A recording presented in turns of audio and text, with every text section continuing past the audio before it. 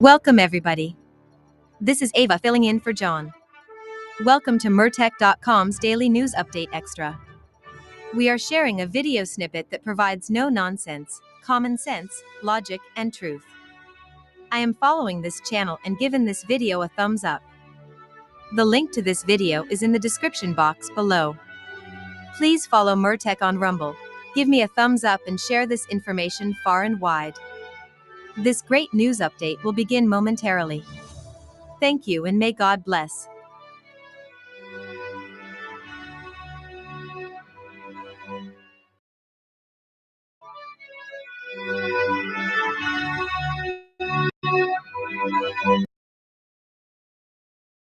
When is Jake Tapper going to write a book about the cognitive decline of the person who is in charge right now? This is where I take issue with some folks on the left.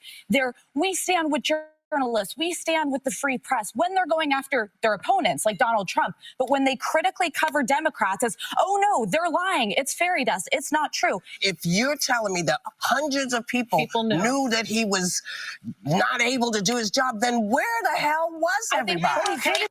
Fox News contributor and Washington Examiner senior writer Joe Concha joins me now. Joe, good morning to you.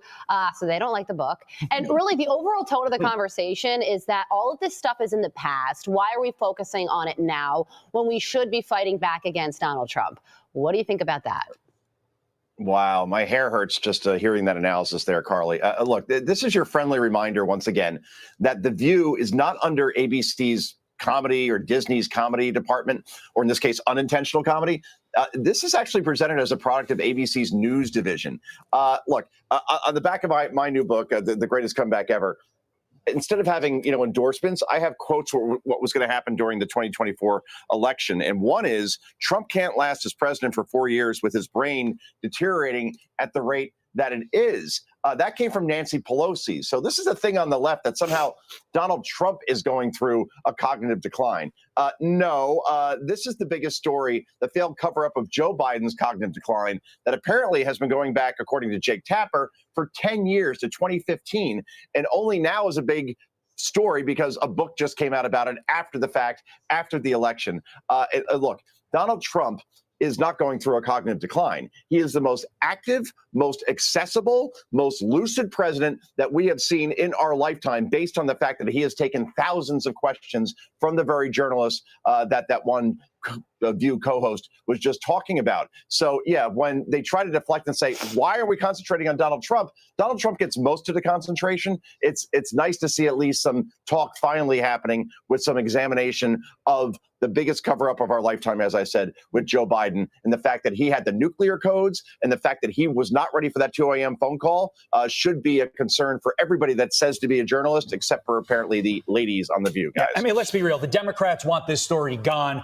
I would say we are not even in the top of the first inning. We haven't even done opening pitch on this story. That is how much runway this story has to run. It's going to be big. Could be the scandal of our lifetime. This, however, not the scandal of our lifetime. This is so cute. This is fun. It was Take Our Sons and Daughters to Work Day at the White House, and Press Secretary Caroline Leavitt taking some really tough questions from kids, including this one. Which is Donald Trump's favorite president besides himself? It's a good question, because it would be probably himself. Perhaps he would say George Washington. I know he speaks very highly of George Washington, who was, of course, the first president of our great country. And he has his big, beautiful portrait hanging in the Oval Office above the fireplace. Joe, what do you make of the human side of this press operation versus, the press operation, fairly robotic of the last couple of years? Oh, it's open season there, right? You have all these different kinds of people from podcasts and new media, as we call it, independent media, that are asking questions. And in this case, I mean, that was a great question, right? And you saw Caroline Leavitt almost taken aback with the humor of it all. And Caroline actually will be facing questions like that soon. She just had a baby last July and has been going nonstop ever since. So, what can we say? It's a human side. It's fun to see. Yeah. And I think Abraham Lincoln actually is Donald Trump's favorite president, but I guess we have to look that one up. I thought that she was going to say Ronald Reagan. And they have had the take your son and daughter to work day with previous administrations as well. It's always adorable to see. And I love when they show the shot of all the kids and they're like leaning back and just gets very adorable. So it's fun to play that clip this morning as well. Look at how cute they are. Joe, got to leave it there. Thank you so much for joining us. Thanks, Joe. All right. I'm Steve Ducey. I'm Brian Kilmeade. And I'm Ainsley Earhart. And click here to subscribe to the Fox News YouTube page to catch our hottest interviews and most compelling analysis.